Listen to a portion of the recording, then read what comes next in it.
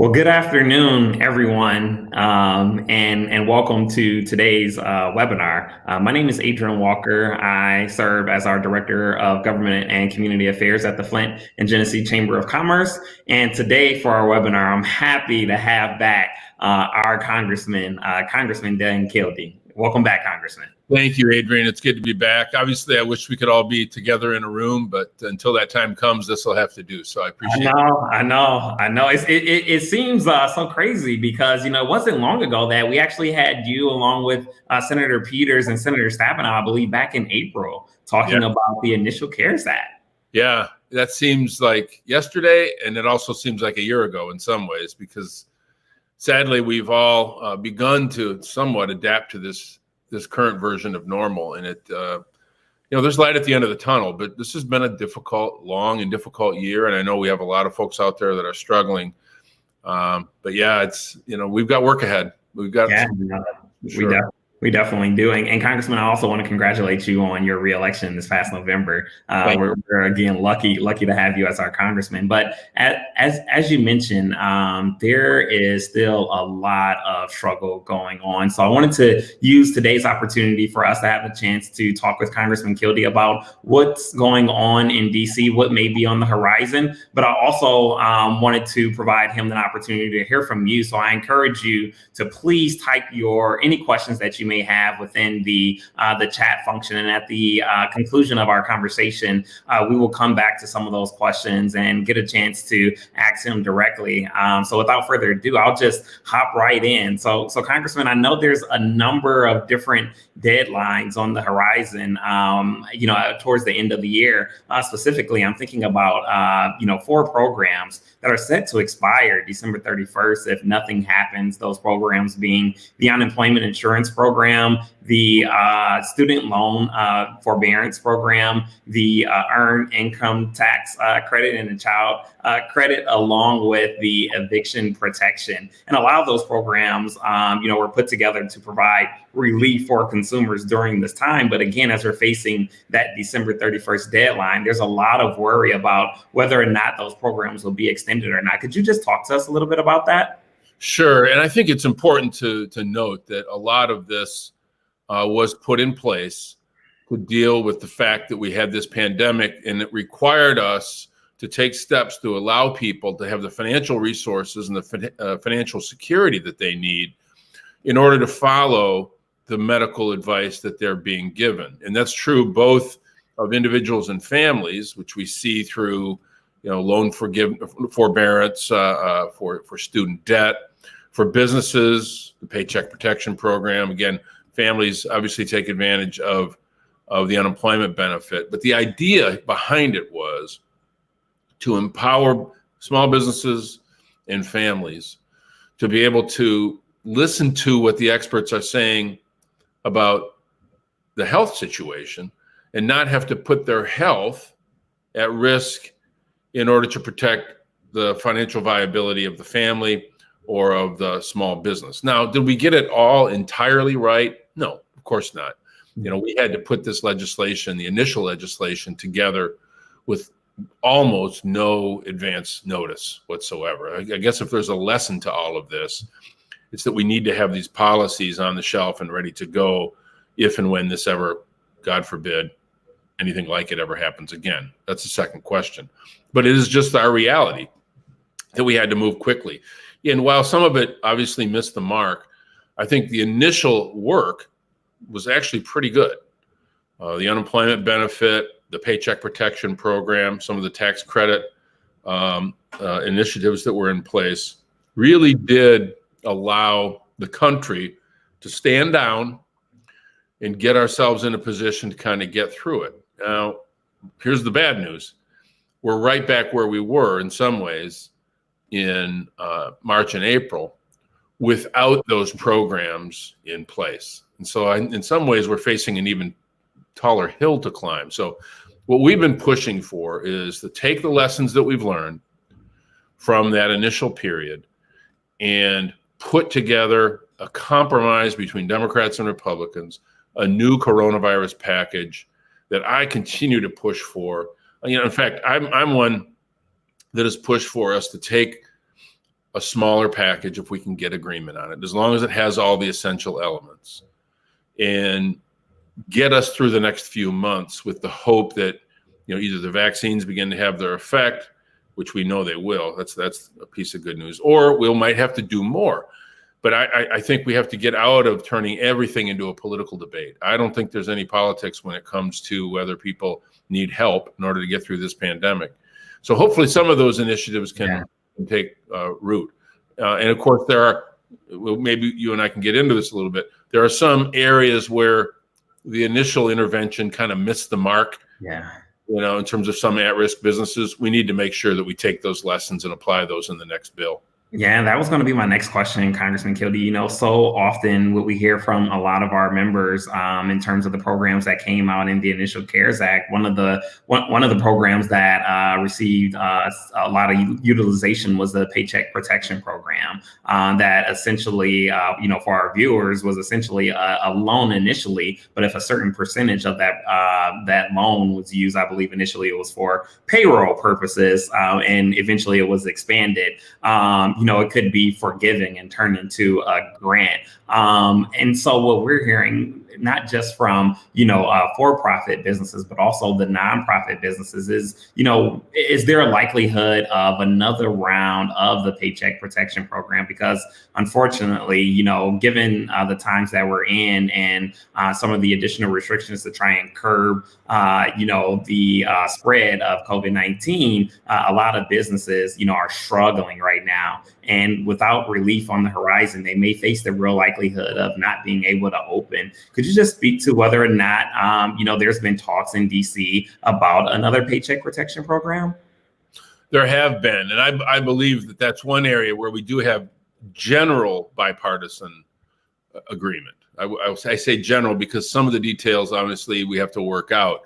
But I think we know that, number one, small businesses are still struggling. The fact that there was a little bit of relief during the summer because we saw the numbers come down, we were able to see some reopenings, that helped.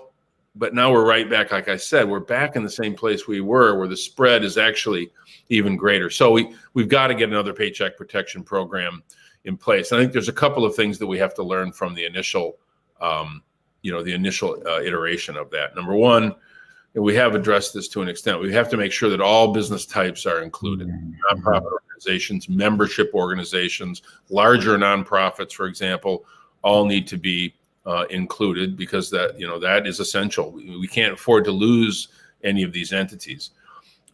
We also need to make sure that some business entities don't really fit the Paycheck Protection Program model, even though, as you described, it's a forgivable loan. The truth of the matter is it's all initiated with essentially loan documents.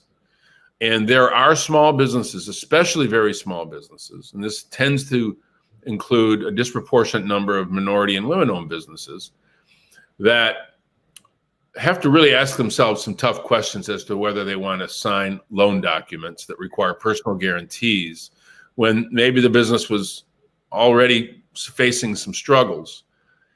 And the promise of forgiveness has to be weighed against the certainty of taking on additional debt. And the reason I mention all of that is that Senator Cory Booker and I and some of our Republican colleagues came together to address this specific problem and came up with a program called the Main Street Relief Act, which would provide community-based entities. For example, in our case, it might be the Community Foundation Fund that is set up. It's just an example.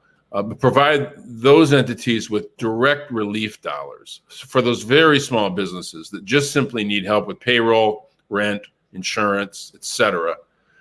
Not in the form of a forgivable loan, but in an outright relief grant, just to give them the dollars they need. Again, these would be heavily skewed toward very small businesses with 20 or fewer employees, or in a distressed community, 50 or fewer employees. A distressed community would meet the definition that our community is under, just because of our economic data. To me, that's another way to make sure that we're hitting the target and not leaving anyone behind. We did make some changes to the Paycheck Protection Program to that would funnel some of the money through community development financial institutions with an emphasis on minority and women-owned businesses. But even with that, it was my feeling and Senator Booker's feeling that there was some other piece being left out. Now, one more point. There are some other changes we need to make. When Congress enacted the Paycheck Protection Program, it was our clear intent that the loan forgiveness would not be perceived as a taxable event, such that the amount of the loan forgiveness would not be seen as income for taxation purposes for the business entity. Unfortunately, the Treasury Department has another interpretation. The reason we are confident that our interpretation is correct is that when it was scored, Adrian, you know what that means, when a bill is scored by the Congressional Budget Office, it shows all the positive and negative economic aspects, and it was entirely written off as if there would be no taxable revenue to come from it, and that all the loans would be forgiven. So we knew what we were doing, but apparently the Treasury Department has another idea. So when we reauthorize the Paycheck Protection Program, we're also going to retroactively ensure that it is not a taxable event. I know for some of the accountants that might be listening, you're following the guidance that the Treasury Department and the IRS is giving you.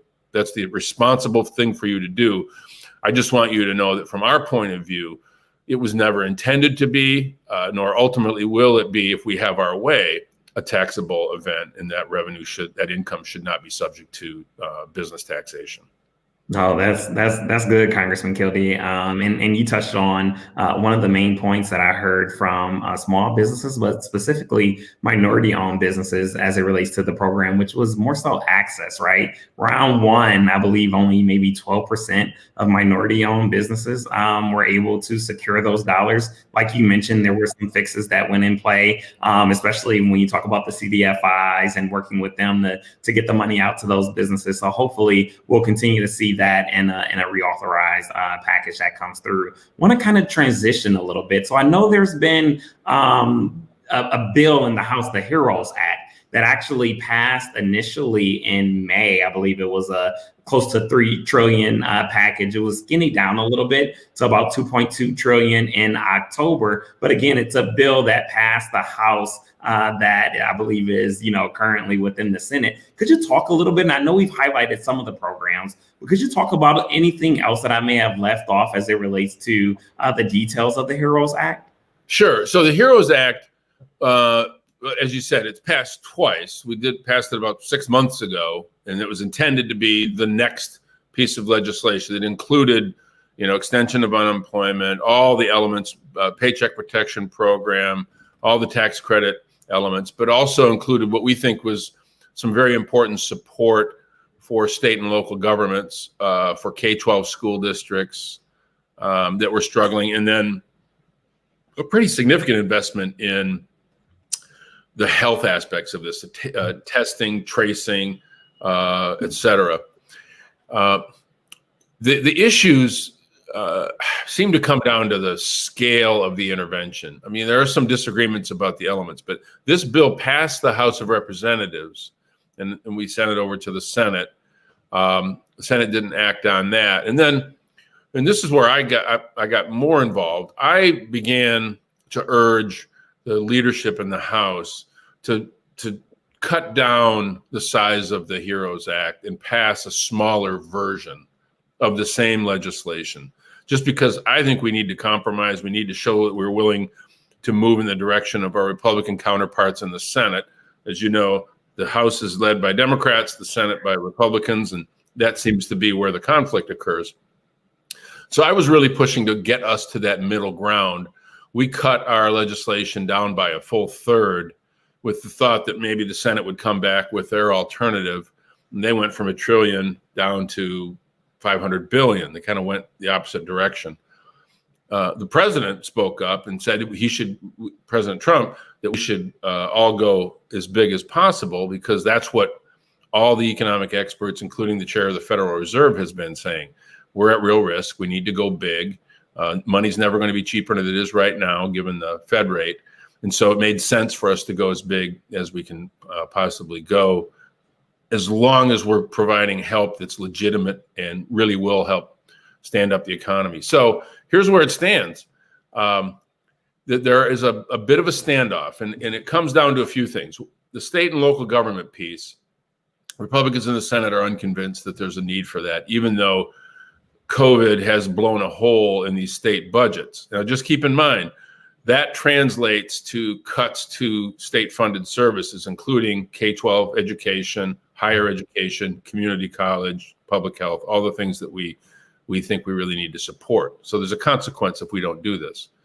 There's another piece of it, though, where I think there's a middle ground to be found. One of the things that we're trying to do is find a way to provide protection from liability for employers as a result of people coming back to work who might contract coronavirus. Employers and business interests clearly understand that there's a need to make sure that the employers are held harmless if, through no fault of their own, somebody who's in the workplace contracts COVID. They don't want to have to deal with a lawsuit seeking compensation for that. We get that. What we've been asking for in the House is that OSHA create a set of temporary standards that an employer can utilize airborne transmitted disease like COVID in order to say, look, I did the things that I was supposed to do, and so I should be held harmless from any liability coming from a person contracting COVID. I think that's a reasonable compromise. A simple, clear set of guidelines that if an employer follows them, then they would get some relief from liability. So far, I haven't been able to bridge that between the Democrats and the Republicans. I'm in the middle, like I always seem to be on some of these issues, but we're working on it. That's good, Congressman. And so my last question for you before we go to our live audience, and you kind of touched on it a little bit as you mentioned that you all are working on it, but no one knows. But as we're talking about lame duck session, do you think there's a possibility that we may see any passage of any type of relief program before the end of the year, or is this something maybe potentially that might take us into the early part of next year? Well, when we go back on Monday, there are two big items on the agenda. One is, passing a spending bill. December 11 is the deadline for us to pass a spending bill for 2021. So we've got to get that done. Mm-hmm. But I think that also gives us some time and leverage to get something done on COVID. That's really the other equally important challenge. But it's bridging the gaps in these policy differences that I was just describing that will be necessary. Now, just sort of real talk, we expected the post-election period to be less contentious, no matter what the outcome was, so that we weren't all litigating the 2020 election while we're trying to negotiate a COVID package. I don't need to tell you what's going on, but it has not been less contentious in the post-election period. Maybe that changes as a result of a couple of things that have happened in the last couple of days with both Michigan and Pennsylvania certifying the election, the General Services Administration now initiating funding of the Biden transition. Those are positive steps. But it really comes down to whether the angst of the 2020 election is diminished enough for us to try to piece this back together. I hope it has. I'm going to continue to push for it too, but that's what we're up against. And I think we've lost a little bit of time. Sure. Because of the problems that we've had in the post-election period. Sure. No. Well, again, Congressman Kildee, I want to thank you for our conversation. I want to bring my coworker, Brianna, into the conversation so she can tell us if we have any questions from our live audience.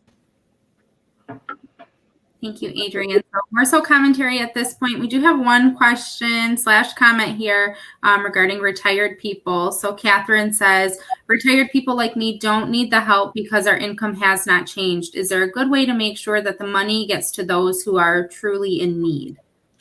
Yeah, so that's a good question. In terms of the stimulus dollars, we do have the stimulus payments, which went out in the initial CARES Act, the $1,200 per person, $500 per dependent.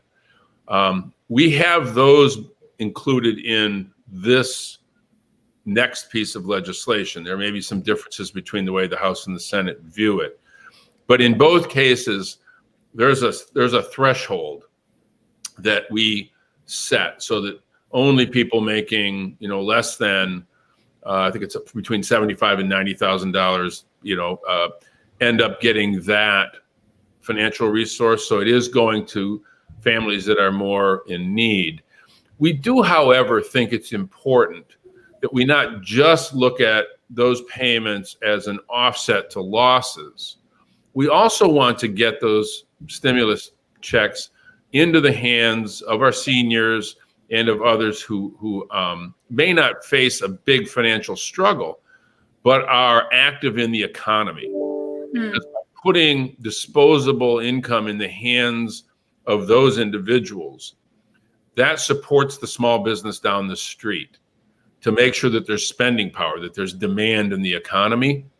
And we think that both interests, both needs are important. Supporting people with cash that helps them pay their bills and keeps them from losing everything they've worked for, but also some stimulative money that goes into the hands, in some cases, for people who might be lower income but don't necessarily need the resource, like a person who's on a pension with Social Security and savings. But that additional dollar that they receive, 99 out of 100 times, does not go into savings, goes immediately into the local economy, and that's good for our small businesses. And so that's one of the reasons that we want to make sure that that's part of the mix. Absolutely. Can I have a snack? Congressman, I also wanted to get a chance to ask you. So, as it relates to the unemployment program, sometimes we heard from some of our members initially how it was tough to get some of their workers back. What do you say to that business owner who believes that potentially another round of high unemployment benefits like that could potentially put them out of business? Yeah, so this raises what is, I think, a systemic problem. Number one, I think for the most part, people weren't going back to work because they did have the financial help that allowed them to not have to take some risk. And what we know anecdotally is that I'm sure there are people who preferred not to go back to work because they were already receiving the financial support, but it was also because they were afraid of COVID and they didn't want to go back in the workplace, and they had that resource. My initial inclination when all of this started was to make the unemployment benefit a replacement rate benefit, not a flat rate benefit, because with the $600 supplement, while some people were making significantly less than they were earning in the workplace, some were making perhaps a little more than they were earning in the workplace, and that created, as arguably, some negative disincentives. What we found was that our unemployment systems across the country were really not up to par. Many of them obsolete systems that were incapable of dealing with the volume of claims through the replacement rate. We've got to fix that. And we still haven't seen that happen. And a sort of case in point is we're still having problems with the state unemployment systems getting people the benefits that they have earned and that they deserve. Now, what I've been open to is some modification of that supplemental pandemic benefit, so that maybe it's less than 600, so that we don't have those disincentives. We don't want to throw the baby out with the bathwater. We want to try to find the right number. Our initial, like I said at the outset, we didn't get everything right, but our initial thinking was, let's make sure that people who are not going to be able to go to work clearly have enough money to pay their bills and supply the economy with the necessary demand it needs to kind of hold things together.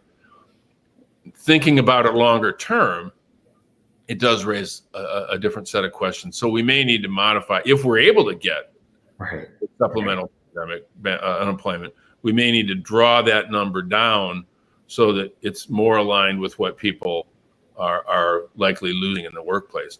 The only real solution in the future is through technical support to states.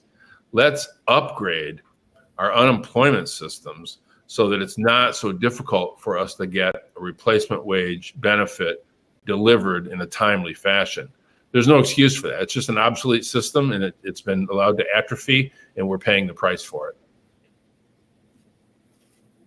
Brianna, do we have any more questions coming in from our live audience? Nope, no other questions. We did have one more comment from Catherine, who asked the question regarding retirees, that just said, thank you. We certainly do need to put this into our local business. So let this be everyone's reminder to shop local and support local in this, coming weekend and the weeks to come. Well, Congressman, with no further questions, I wanted to just provide you maybe an opportunity for final remarks, essentially before you head back to Washington, D.C. Well, first of all, thanks for having me back. Look, I know this is a difficult time for everybody. It's been especially tough on families that live paycheck to paycheck, and on businesses that have been struggling, to make it. Our goal, again, is to try to get that financial help into your hands so that we can be as open as we possibly can. And I guess if there is some reason to be optimistic, it's that all of the effort that has gone into vaccine development seems to be paying off. The only reason I mention that is that there's some light at the end of the tunnel. We know this isn't going to go on forever. If we can just get some help to help these particularly smaller businesses stay afloat until we can more safely reopen as a result of vaccine and other protective measures, then we will we'll get back to some kind of normal. It's been very tough. For many of us, we measure how difficult this has been by the effect that it's had on our own friends and family. And I know 4 lifelong friends of mine that died as a result of COVID. I'll never forget this year for that reason. I'm fortunate that while some members of my family have been sick with it, my own brother was in the hospital for quite a while. He's home now. Some people are getting through it better, but it's personal for a lot of us, and I know it's personal for a lot of people on this call. So, let's try to do everything we can, and I want to just let everybody know that my office is open to you. If you're having difficulties with any federal agencies or even state agencies working on this, please feel free to reach out to my team, and we'll be helpful where we can. So thank you, Brianna. Thank you so much. Yeah, no problem. I just want to thank you again for taking the time out to come and speak to our members about what's going on in DC, and thank everyone for tuning into today's conversation. We will upload this to our website just in case you either want to go back and rewatch it or didn't get a chance to watch it. But again, thank you, everyone.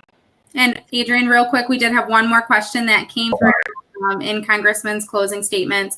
For those that haven't received benefits that have been pending for the last few months, what should they expect? Should they expect that to go pending to paid? And what's the timeline look on that?